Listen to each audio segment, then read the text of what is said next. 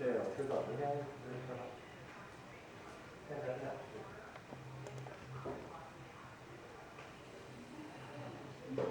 啊？老七的鸡肉。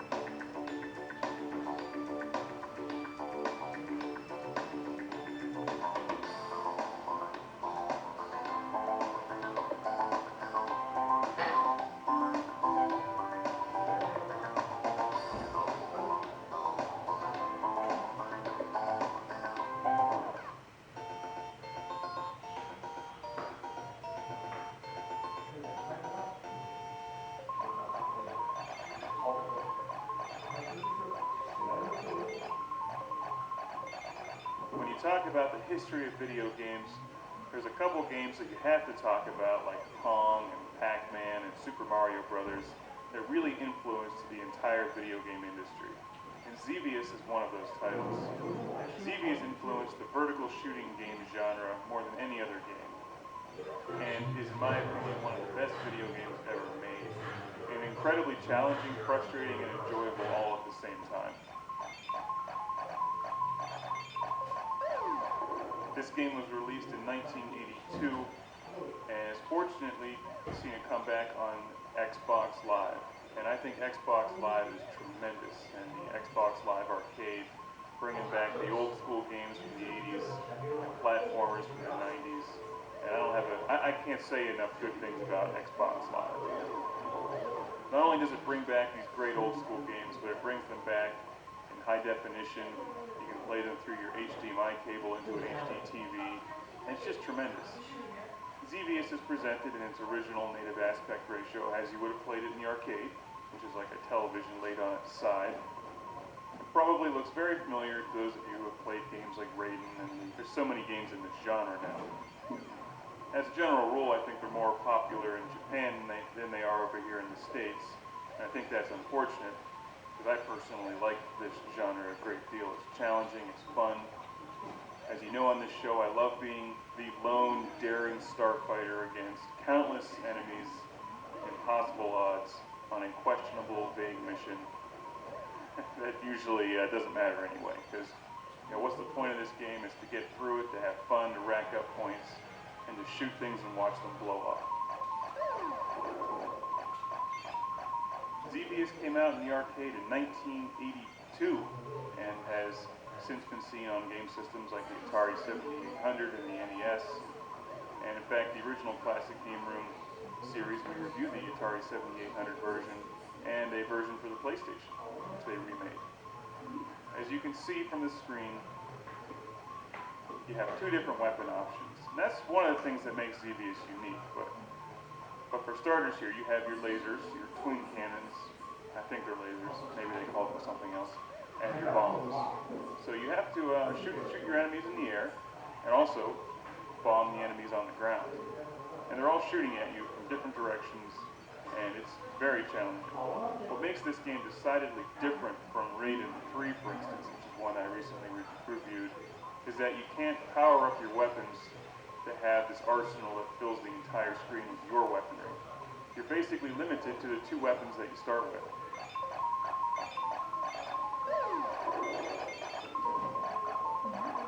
So instead of getting that massive, huge shotgun burst of red bullets that most vertical games have, or a special weapon that you can blow up and then eliminate all enemy fire when it's about to kill you, you really have to rely on some serious skill in dodging the enemy fire.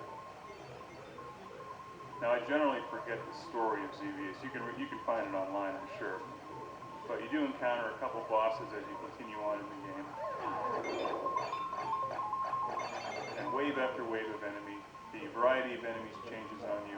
And my favorite part of this game is something I've loved since I was a kid and played this on my Atari 7800 is those spinning metal plates that come at you. And at the time, those were just amazing. That kind of graphics in a video game was just unbelievable.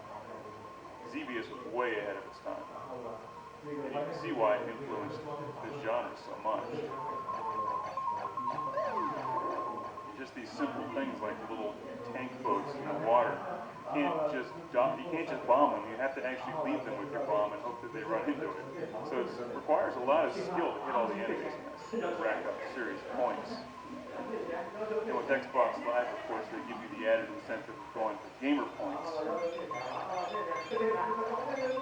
which are addictive and a lot of fun to collect for no apparent reason.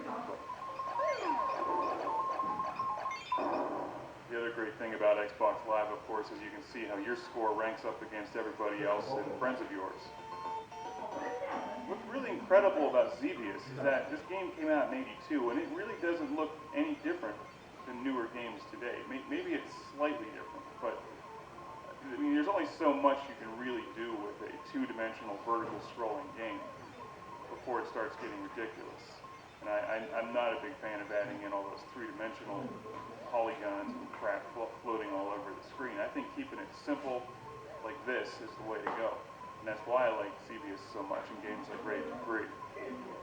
Now, I'm generally not a huge fan of using the Xbox 360 controller on this game. It's definitely challenging. I prefer the arcade-style joystick and buttons, but you know, what are you going to do when you just don't have a stand-up Xevious arcade machine in your basement? Xbox Live is about the best thing you can have. So it does require some skill to hammer away at the button, and also remember to bomb your enemies at a precise time. This is not a game where you can just hold down the fire button. It does give you an option to do a manual shot where you just fire at the rate that I'm firing at now, but also I use my other trigger to hold down the auto fire. So if a wave of enemies comes at me, I hold down that trigger and it lets off a machine gun burst of shots.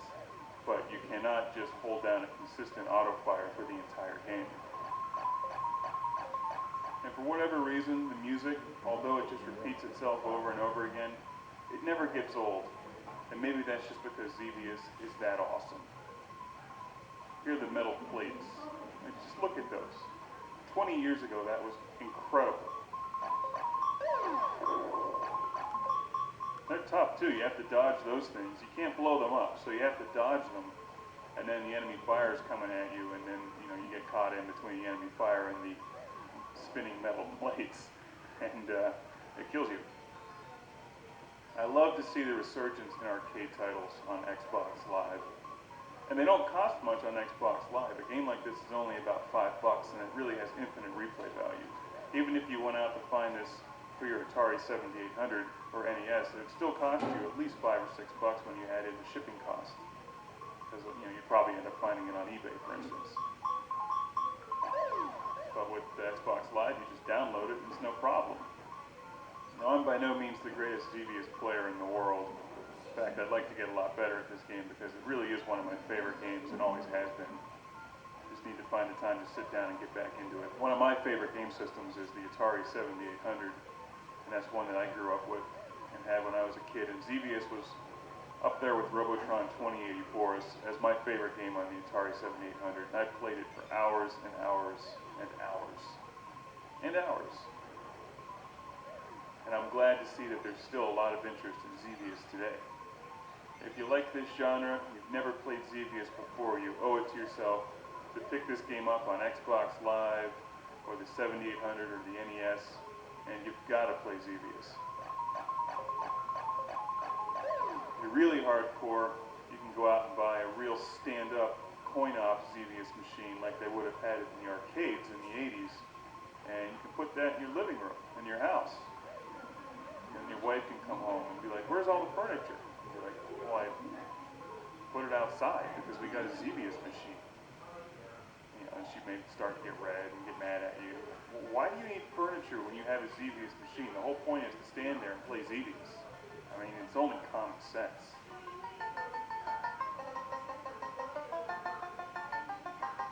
It's like replacing your dining room table with the cocktail version of Ms. Pac-Man.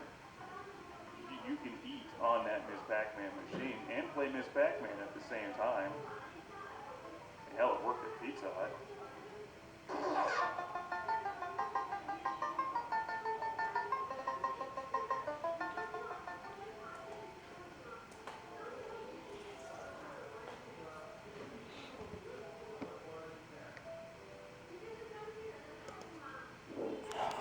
Good.